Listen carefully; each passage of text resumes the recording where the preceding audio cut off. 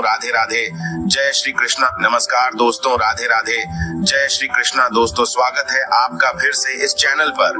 दोस्तों, सच्ची श्रद्धा से कमेंट में जय श्री राधे कृष्णा जरूर लिखें। दोस्तों, वर्तमान समय में हम जिस युग में जी रहे हैं उसे कलयुग कहा गया है। चारों युगों में कलयुग को श्रापित युग कहा गया है। धर्मशास्त्र में भी इस बात का वर्णन है कि जब कलयुग अपने चरम पर पहुंचेगा तब इस धरती से धर्म का नाश हो जाएगा और उस समय भगवान विष्णु कल्कि के रूप में इस धरती पर अवतरित होकर कलयुग का अंत करेंगे और पुनः धर्म युग की स्थापना करेंगे।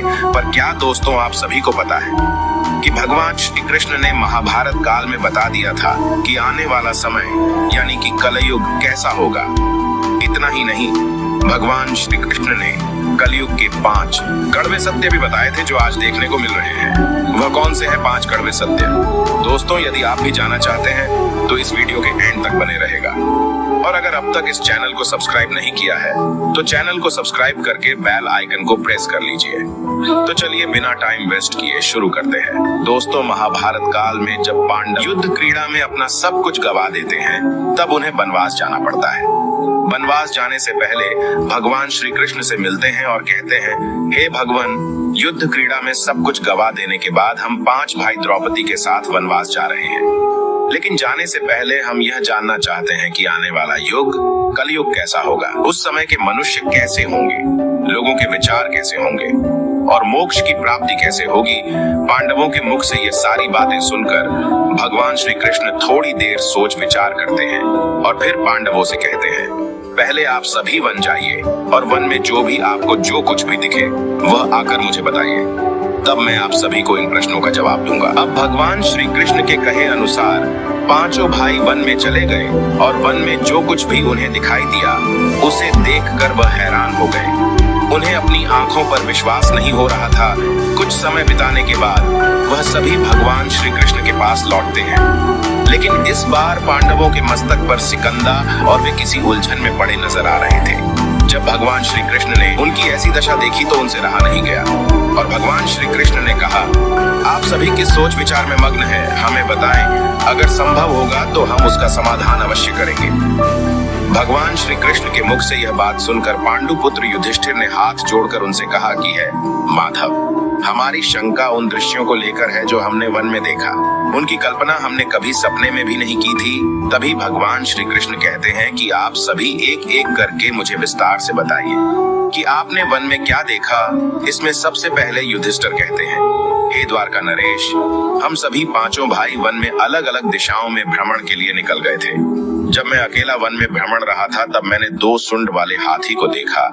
अब आप मेरी इस शंका को दूर कीजिए कि भला एक एक हाथी के 2 सूंड कैसे हो सकते हैं।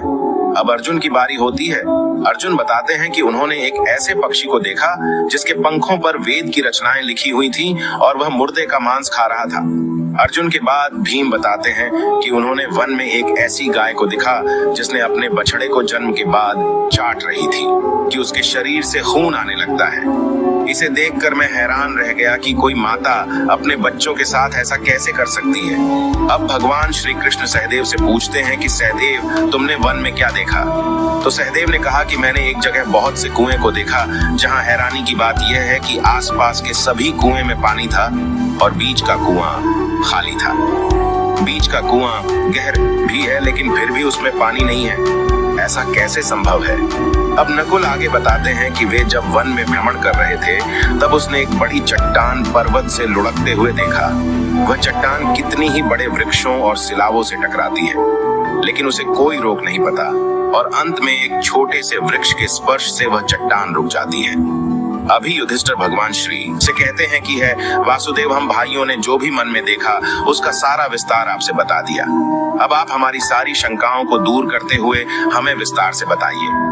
तब भगवान श्री कृष्ण ने युधिष्ठिर से कहते हैं कि धर्मराज, जैसा कि आपने बताया कि आप 2 सूंड वाले हाथी को देखकर हैरान में पड़ गए हैं, लेकिन इसमें हैरानी की बात नहीं है, क्योंकि कलयुग में ऐसे व्यक्ति ही राज करेंगे जो बोलेंगे कुछ और करेंगे कुछ और।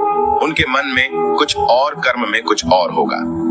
यह लोग शोषण करने का एक भी मौका हाथ से जाने नहीं देंगे। यह बस अपने ही हित की बात सोचेंगे।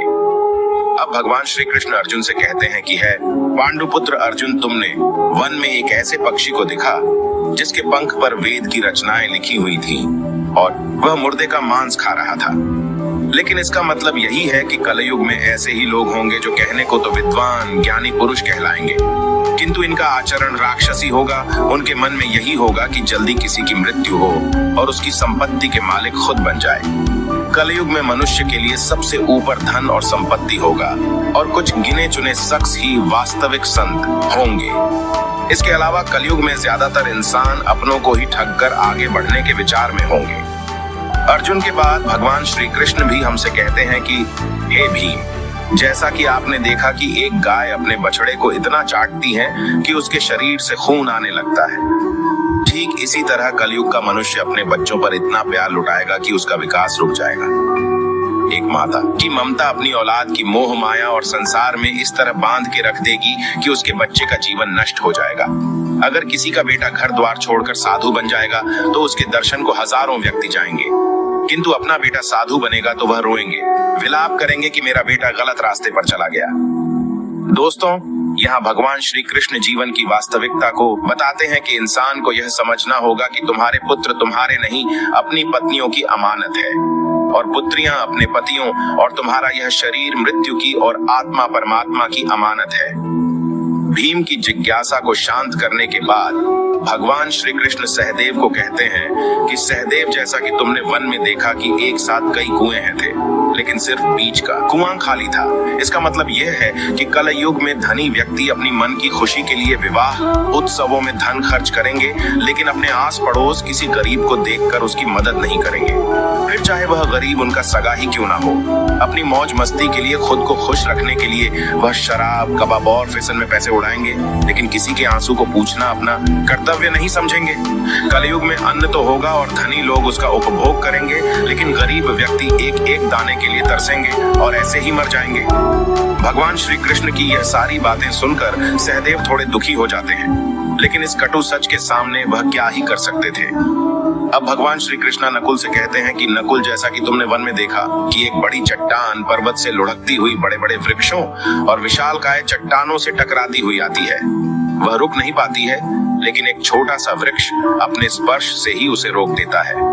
इसका मतलब है कि मनुष्य की बुद्धि क्षीण होती जाएगी और उसके जीवन का पतन होगा, लेकिन उसके पतन को एक धन रूपी वृक्ष रोक नहीं पाएगा, पर हरि नाम रूपी एक छोटा सा पौधा व्यक्ति का पतन रोकने के लिए सक्षम होगा।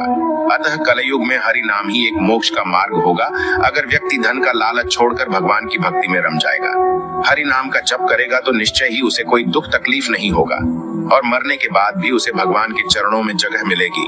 दोस्तों, अगर आप गौर करेंगे तो पाएंगे कि भगवान श्री कृष्ण द्वारा बताई गई ये 5 कड़वे सत्य इस कलयुग में नजर होते आ रहे हैं। ऐसे में अगर आप भी अपने जीवन की सारी तकलीफ को दूर करना चाहते हैं तो आज से ही हरि नाम का जप करना शुरू कर दें। तो दोस्तों, इस वीडियो में फिलहाल इतना ही। उम्मीद है आपको आज की वीडियो पसंद आई होगी।